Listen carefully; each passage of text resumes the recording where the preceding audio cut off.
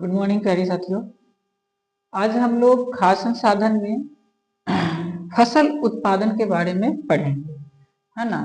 जो टॉपिक है आज का वो क्या है? फसल उत्पादन। ठीक है, उत्पादन है। कल हम लोगों ने बस यूं ही थोड़ा सा डिस्कस किया था कि भोजन के लिए मानव जो होते हैं वो पेड़ पौधे पे ही ज्यादातर डिपेंड करते हैं। तो आज उसके आगे जो है क्या है, तो फसल उत्पादन। क्योंकि जितने भी हम लोगों के जो भोज्य पदार्थ होते हैं वो अभी कल भी मैंने आपको बताया था और आज भी बता रहा हूँ कि उसमें लगभग आपका अधिकतर जो होता है ना वो पेड़ पौधे की प्रोडक्ट्स होते हैं। ठीक है, तो आज उन्हीं में से हम लोग को पढ़ना है फसल उत्पादन, है ना। फसल को उत्पादित करते हैं हम लोग, उसके बारे में। देखिए, हम मानव या फिर जो अन्य जीव जंतु हैं उनके शरीर के लिए पोषक तत्व चाहिए। पोषक तत्व में कौन कौन चाहिए? तो कार्बोहाइड्रेट, प्रोटीन, विटामिन, वसा, इसके साथ साथ खनिज, लवण, फाइबर और भी कई प्रकार के जो पोषक तत्व होते हैं वो शरीर को चाहिए होता है। इन जो पोषक तत्व होती है हमारे शरीर के अंदर विभिन्न प्रकार के फसलों के द्वारा पूर्ति होती है ना। यानी कि विभिन्न प्रकार के फसलों में ये जो अभी मैंने पोषक तत्वों का नाम लिया वो अलग अलग फसलों में ना अलग अलग खाद्य पदार्थों में अलग अलग मात्रा में पाई जाती है। किसी में ज्यादा कार्बोहाइड्रेट पाया जाता है, किसी में विटामिन, किसी में प्रोटीन, तो किसी में वसा। ठीक है, अलग अलग आपके जो फसल होते हैं उसमें अलग अलग मात्रा में आपको पोषक तत्व, खनिज, लवण जो भी है सब पाए जाते हैं। ठीक है, तो पोषक तत्वों के अनुसार इन फसलों को ना मुख्यतः 3 वर्गों में आपको बांटा गया है। ठीक है, कितने वर्गों में? किसके आधार पे? तो पोषक तत्वों के आधार पे। ठीक है, पोषक तत्वों के आधार पर 3 वर्ग है, जिसमें पहला है एक तो ऊर्जा प्रदान करने वाली। एक क्या है आपका? ऊर्जा प्रदान करने वाली पोषक तत्व है आपका। फिर दूसरा जो है वह है टूट फूट में मरम्मत करने वाली, है ना। टूट फूट में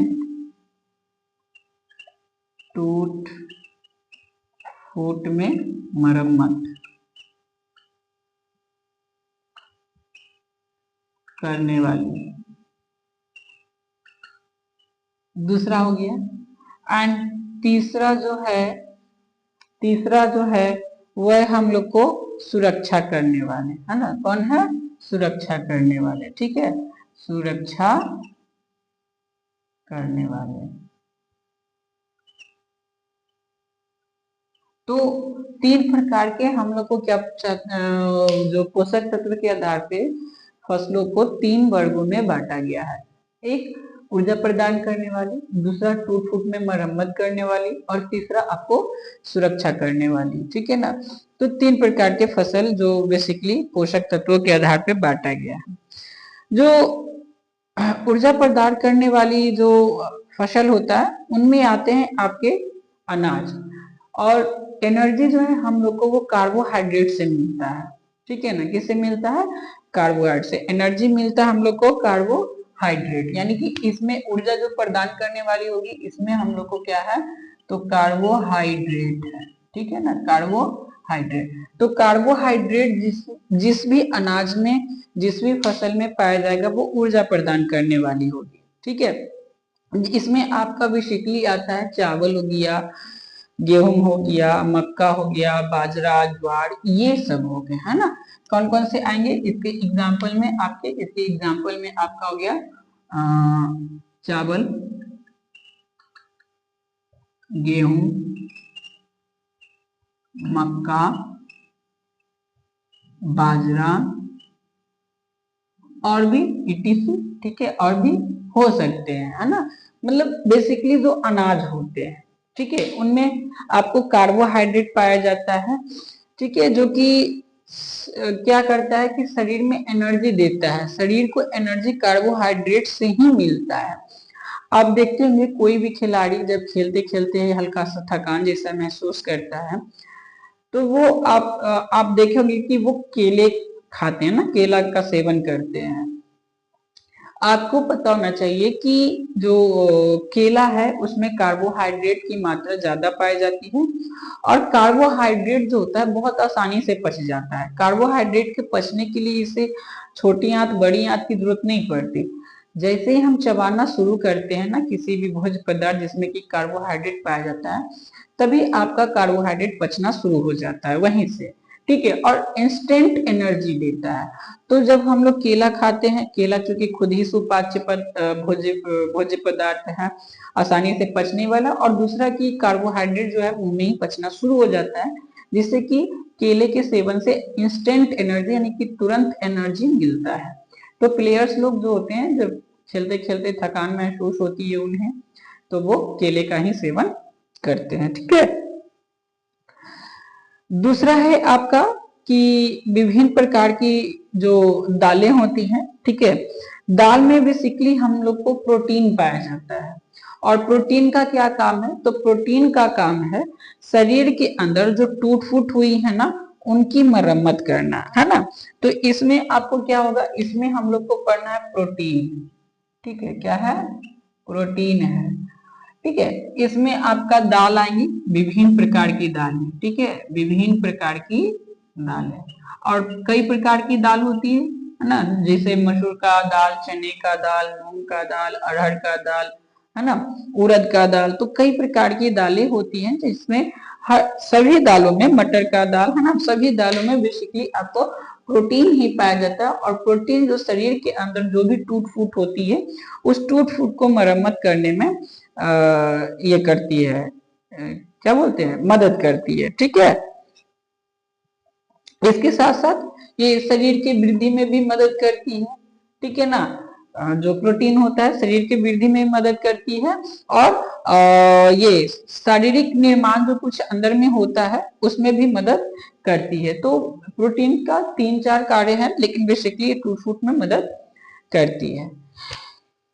कुछ और भी जो तिलहनी फसलें होती है, ठीक है, जिसमें कि बेसिकली आपको पाया जाता है बसा, है ना। तिलहनी फसल में क्या पाया जाता है? बसा पाया जाता है, जो तेल वाले बीज होते हैं, जिसमें कि आपका सरसों हो गया, है ना, तेल वाले में, ठीक है, तेल वाले बीज, ठीक है। तो तेल वाले बीज में हम लोग को क्या हो गया? सरसों हो गया, ठीक है, सरसों हो गया आपका। सरसों के अलावा सूर्यमुखी हो गया, है ना, सूर्यमुखी, सूर्यमुखी हो गया, ठीक है, अलसी हो गया, तिल हो गया, मूंगफली हो गया, ठीक है, अलसी हो गया, तिल, मूंगफली, मूंगफली, और भी इटिस, है ना, और भी होते हैं बहुत सारे। तो ऐसे आपके बीज होते हैं जिससे कि हमें तेल मिलता है। तेल में क्या होता है? फैट होता है, और फैट भी जो होता है, फैट से भी यानी कि बसा से भी, इन सबों में जो पाया जाता है बसा, इस बसा से एनर्जी मिलती है। क्या मिलती है? ऊर्जा, ठीक है। बसा से क्या मिलती है? तो एनर्जी मिलती है, ऊर्जा मिलती है, ठीक है। सबसे ज्यादा एनर्जी हम लोग को कार्बोहाइड्रेट से मिलती है, और दूसरे बाद मतलब कार्बोहाइड्रेट के बाद हम लोग को एनर्जी बसा से मिलती है, ठीक है ना। कार्बोहाइड्रेट बहुत जल्दी पच जाता है, बसा जल्दी पचता नहीं।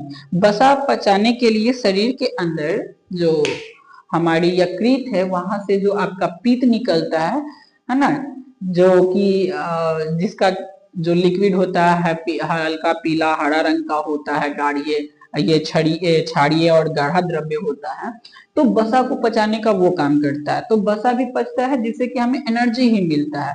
अच्छा, उसके अलावा ये अगर शरीर में बसा ज्यादा हो जाता है, तो बसा होने से शरीर में ज्यादा आपके शरीर पे ना चर्बी जमा होने लगेगी, यानी कि बसा जमा होने लगी, आपका फैट बढ़ने लगेगा, ठीक है। तो ये हो गया। इसके बाद है आपका कि कुछ ऐसे भी जो फसल होते हैं जिसमें विटामिन और खनिज पदार्थ पाए जाते हैं, ठीक है ना। जो विटामिन और खनिज पदार्थ होते हैं ये क्या करते हैं कि हम लोग को सुरक्षा प्रदान करते हैं, ठीक है ना। तो आपको सुरक्षा प्रदान करने वाले में कौन आएंगे? विटामिन, ठीक है, विटामिन और और है ना, और खनिज। ठीक है, खनिज आएंगे, विटामिन और खनिज आएंगे। तो इसमें हम लोग को विटामिन और खनिज प्रदान करने वाले में आपका क्या हो सकता है, तो इसमें आपको बेसिकली सब्जी, क्या होगा, सब्जी, और सब्जी इसके साथ साथ फल। ठीक है, सब्जी और फल। तो सब्जी और फल जो होता है हम इसलिए खाते हैं ताकि हमें सुरक्षा मिल सके, है ना, क्या मिल सके, सुरक्षा। ये नहीं, फल और सब्जी इसलिए नहीं खाई जाती कि हम लोग पेट भरने के लिए। बेसिकली फल और सब्जी में जो विटामिन और जो खनिज होता है ये हम लोगों को रोगों से बचाता है, सुरक्षा हमारे शरीर को करता है। ठीक है ना, तो इसलिए खाते हैं। जो जानवर होते हैं जो चारा खाते हैं, चारा खाने वाले जानवरों में आपका कई प्रकार के फसल होते हैं, जैसे कि जई हो गया, सूडान घास हो गया, बरसिम घास हो गया। ये सब भी क्या होता है कि इन सब में आपको फाइबर, और मतलब जानवर को फाइबर मिलता है, उसमें विटामिन मिलता है, उसमें खनिज पदार्थ मिलते हैं, तो जानवरों की भी सुरक्षा हो जाती है। ठीक है ना, तो इस प्रकार से तीन प्रकार के जो हम लोग का क्या होता है, पोषक तत्व के आधार पर बांटा गया फसलों को। एक आपका ऊर्जा प्रदान करने वाली, दूसरा टूट फूट में मरम्मत करने वाली, और तीसरा सुरक्षा प्रदान करने वाली। ठीक है ना, तो इन तीनों में अलग अलग प्रकार के, जैसे ऊपर में आपका देखिए कार्बोहाइड्रेट बेसिकली हो गया जो एनर्जी प्रदान करता है, टूट फूट में मदद जो करता है या वृद्धि में मदद करता है, या फिर शरीर के अंदर कोई निर्माण होता है उसमें जो मदद करने वाला होता है वो प्रोटीन होता है, सुरक्षा करने वाले में खनिज होते हैं। अच्छा, एनर्जी प्रदान करने वाले में वसा भी होते हैं, लेकिन वसा कम एनर्जी देता है, इंस्टेंट एनर्जी नहीं देता है। ठीक है ना, और इससे शरीर में ना चर्बी, मोटापा आता है, जिससे कई प्रकार की बीमारी भी हो सकती है। तो हम लोगों को ना मतलब हर प्रकार का खाना खाना चाहिए, ऐसा नहीं, लेकिन जो तेल वाले भोज्य पदार्थ होते हैं उसे थोड़ा कम खाना चाहिए, क्योंकि ये शरीर में मोटापा को बढ़ाता है। ठीक है ना, जो मानव है या जो जीव जंतु होते हैं, मतलब जो जानवर हैं, वो अपने भोजन के लिए, भोज्य पदार्थ के लिए बेसिकली पेड़ पौधे पे डिपेंड करते हैं। हम लोग जो है पेड़ पौधे पे इसलिए डिपेंड करते हैं क्योंकि इस धरती पर पेड़ पौधे ही एकमात्र ऐसे जीव हैं, ठीक है, जो कि अपना भोजन स्वयं संश्लेषित कर लेते हैं। कब संश्लेषित करते हैं, जब उसे कार्बन डाइऑक्साइड मिलता है, सूर्य का प्रकाश मिलता है, जल मिलता है, और कुछ खनिज लवण मिलता है, और उनके पत्तियों में क्या पाया जाता है, क्लोरोफिल। क्लोरोफिल की वजह से ही उनकी पत्तियां हरी होती है ना। आपको बहुत नीचे के क्लास में भी आपको ये क्वेश्चन रहता है कि पेड़ पौधे की पत्तियां हरी क्यों होती हैं। तो पेड़ पौधे की पत्तियां क्लोरोफिल की वजह से हरी होती है, क्योंकि वो जो क्लोरोफिल होता है ना, जिसे हिंदी में हम लोग हरित वर्णक कहते हैं। हरित का मतलब हरा और वर्णक का मतलब रंग होता है। ठीक है, तो आपको हरित वर्णक पेड़ पौधों में पाया जाता है। ठीक है, तीन प्रकार के वर्णक होते हैं, हरित होता है, एक वर्णक होता है और एक अवर्णक होता है। ठीक है, और तीनों अलग अलग जगहों में पेड़ पौधे में पाए जाते हैं। जैसे कि आपका वर्णक, तो वर्णक जो हो गए आपके फूल फल जो हो गए, जो एट्रैक्टिव कलर आते हैं, कई प्रकार के जो कलर आते हैं उसमें वर्णक पाए जाते हैं। जो हरे दिखाई देते हैं, जैसे कि तना हो गया, पत्ती हो गया, उसमें हरित वर्णक होते हैं। और जो अवर्णक होता है वह पेड़ पौधे के जड़ों में पाया जाता है। ठीक है ना, तो अलग अलग जगहों पे पाए जाते हैं वर्णक। तो अब जो पेड़ पौधे होते हैं, बस पृथ्वी पर एक वही ऐसा जीव एग्जिस्ट करता है जो कि अपना भोजन स्वयं संश्लेषित करता है, और अपने भोजन को जब वो संश्लेषित करते हैं तो अपने भोजन को यूज करने के बाद कुछ भोज्य पदार्थ उनके बच जाते हैं। वही भोज्य पदार्थ फल और सब्जी के रूप में हम लोगों को प्राप्त होता है। ठीक है ना, तो इस प्रकार से ये आपका हो गया कि पोषक तत्वों के आधार पर फलों का विभाजन, सॉरी अनाजों का विभाजन। ठीक है, नेक्स्ट है आपका फसल मौसम, यानी कि मौसम के अनुसार फसल उगाना। ठीक है ना, फसल मौसम, है ना। देखिए कई प्रकार की जो फसलें होती हैं वह अलग अलग मौसम में, यानी कि अलग अलग वातावरण में एग्जिस्ट कर पाती हैं। ठीक है ना, विभिन्न प्रकार की फसलों की खेती जो होती है ना, वो अलग अलग जलवायु और जलवायु से संबंधित परिस्थितियों में होती है। ठीक है, जैसे कि अगर बात करें भारत में, तो भारत में मौसम के अनुरूप 3 प्रकार की फसलें उगाई जाती है, जिसमें एक आपका खरीफ है, दूसरा रबी है और तीसरा जो है ग्रीष्मकालीन। तो आपको यहाँ पे 3 प्रकार के फसल को देखने को मिलेंगे। एक तो आपको मिलेगा कि रबी फसल, कौन सी फसल? रबी फसल देखने को मिलेगा। ठीक है, दूसरा आपका दिखने को मिलेगा खरीफ, खरीफ खरीफ आगे पीछे हो सकता है, कोई दिक्कत नहीं है, ठीक है ना, खरीफ फसल। और तीसरा जो है आपका वो है ग्रीष्म, ठीक है ना, ग्रीष्म फसल, ग्रीष्म फसल। तो 3 प्रकार की फसलें होती हैं मौसम के अनुसार से।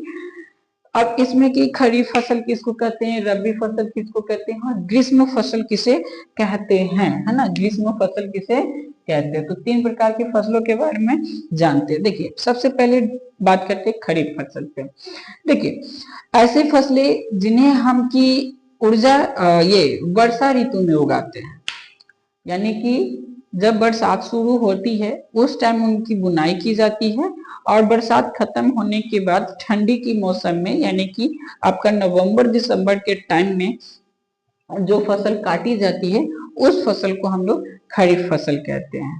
ठीक है ना, जैसे कि आपका धान है ना, धान जो होता है आपको ग्रीष्मकालीन, जब जैसे कि आपका गर्मी खत्म होने वाली होती है उस समय उसके बिचड़े हम लोग डाल देते हैं, बिचड़ा तैयार हो जाता है, फिर उसको अलग खेत में रोपाई कर देते हैं। ठीक है, उसके बाद वो कुछ महीनों तक, 2-3 महीने उसको तैयार होने में लगते हैं, और फिर जाके नवंबर दिसंबर में उसकी कटाई होती है।